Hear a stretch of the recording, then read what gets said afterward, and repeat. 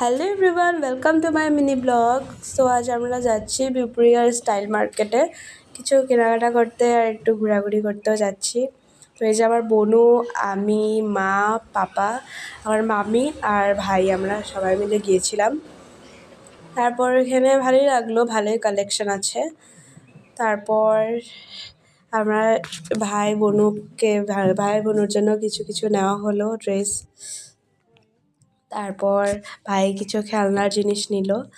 তো উপরে ছেলেদের সব কালেকশন ছিল আর নিচে মেয়েদের ছিল। তো ভালোই মার্কেটিং করলাম। তারপর আসার সময় আমরা একটা হোটেলে ঢুকেছিলাম, কিছু মিষ্টি নিলাম।